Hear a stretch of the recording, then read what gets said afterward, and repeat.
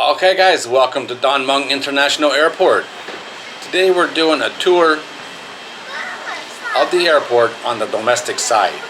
The international side looks basically the same, but it's a lot busier, a lot more people, a lot more flights, and of course you got to deal with immigration.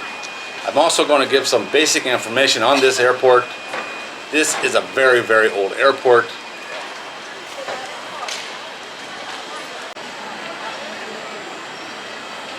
But she's still going strong. And more than 30 million passengers went through this airport in 2024. More than 30 million. That's a lot of people. As you can see, not many people. Easy to get through.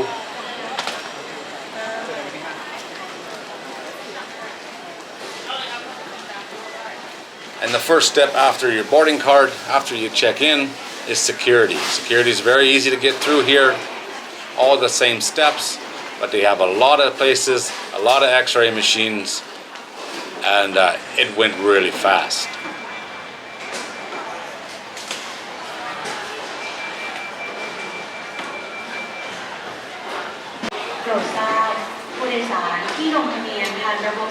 The Mueang Airport is considered one of the world's oldest international airports and one of Asia's oldest operating airports. As you can see, lots of food in here, but you'll see it's mostly American fast food, and it's rather pricey. If you want good food, it's on the other side of security, one level up from where you check in.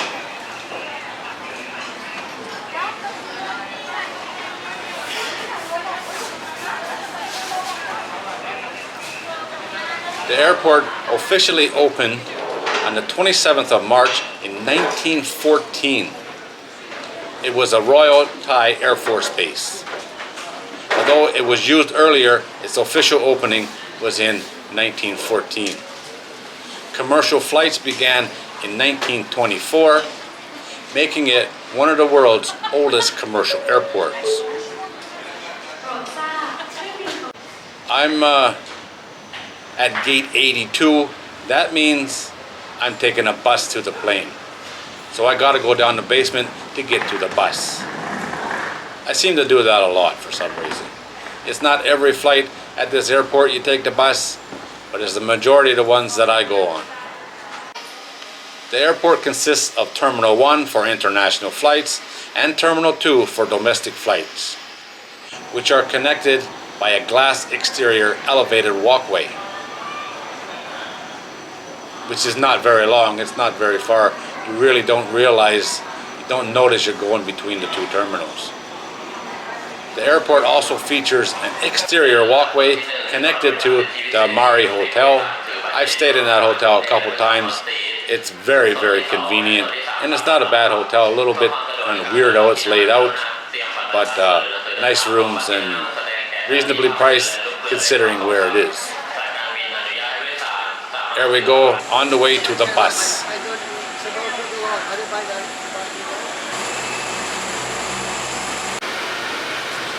I'm taking a flight to Koh Samui with Bangkok Airways. And there we are back in Bangkok, and now we'll look at the domestic arrivals level. Not a lot to see here, that's for sure, but it's a part of the process. This is domestic, so very easy to get through, but it's a long walk to the belt.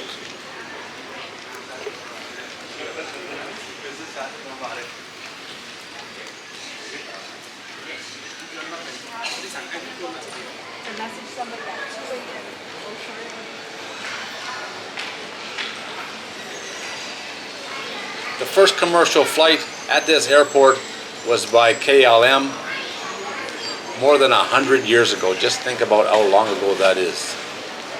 In September of 2006, the airport was closed and replaced by Suvarnabhumi. It reopened again on the 24th of March 2007, so it wasn't closed very long. Since reopening, Mueang has become a regional commuter flight hub and the de facto low-cost airline hub. In 2015, it became the world's largest low-cost carrier airport. It still maintains its position as the second busiest airport in the country. It's a pretty busy place, but most of it is on the international side. And like I said, 2024, more than 30 million passengers use this airport. That's a lot.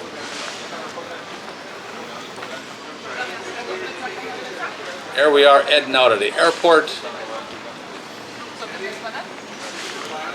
I have another flight to catch, so I'll be heading back to the check-in counters, one level up. Alright guys, there it is. That's my tour of the domestic side of Mueang Airport. In my opinion, this is the best airport in the country. It's definitely the easiest to get through and the most friendly. Alright guys, as always, thanks for watching. I do appreciate it.